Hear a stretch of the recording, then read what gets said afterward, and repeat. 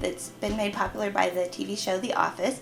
It involves putting your coworker's stapler into some Jello. You need to sneak over to your coworker's area, take their stapler, bring it home, because this is going to take about 24 hours to go through the whole process with the Jello setting. You're going to need some Knox gelatin, the clear kind. This is for two reasons. One is the fact that it's clear makes it easier to see through the final mold, which looks really cool because you can see that there's a stapler in there. If you used all colored Jello, it wouldn't be as transparent. So we've got all our supplies together. We've got some water, which is already boiling. We've got a mixture 1-to-1 of hot, nearly boiling water and then cold or room temperature from the faucet water. So I've got 7 cups in here, 7 cups in here. And we've also got the gelatin, the colored Jello, some dental floss, I'll explain what that's for later, a couple of rulers.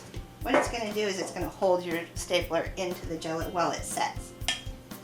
Scissors to cut the floss off later, and a measuring cup because I wanted 7 cups in each of gelatin. That's going to make sure that the Jello sets really solidly and it'll be easy to handle. It could last 2 or 3 days because it's going to be so solid. So I'm just going to sprinkle this onto the cool water, and I'm just going to go through this whole box. There's 32 packets in here, so we're going to be sure to have a really solid set. I'm going to follow up the clear Knox gelatin with some actual colored Jello. Give it some color. There we go. You could use half a packet, the whole packet. Depends on how bright you want it to be. You can use any color. I'm going to stir it now. Get it all dissolved. I don't want any chunks in there. It won't look very nice. We're going to add the hotter water. Now this is water that is so hot it's almost boiling. And when it mixes with the cool water, it'll cause it to start to set. Now this part is kind of weird. We need to have a way to suspend the stapler within the Jello.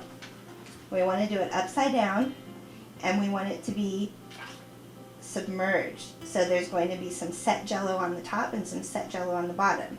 And again, we want it upside down, so when we flip it over, it's going to look like it's on the person's desk, except it's in Jello. Suspend the stapler by tying it to a couple of rulers. And I'm going to use dental floss. You can also use fishing line or any other kind of, thin thread or whatever. It'll come out after you're done. Okay, now very carefully, we're going to carry it to the fridge. So we let our stapler sit in the Jello overnight. Oh, look at that. It's so hard. I bet you could throw it across the room. I'm dipping it in some very hot water.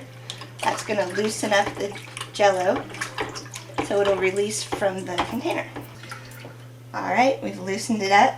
Moment of truth. We're going to flip it over. I've just got a 12 by 12 piece of cardstock. You can put it on pretty much anything, but I know I have to take it down to the office, so flipped it over.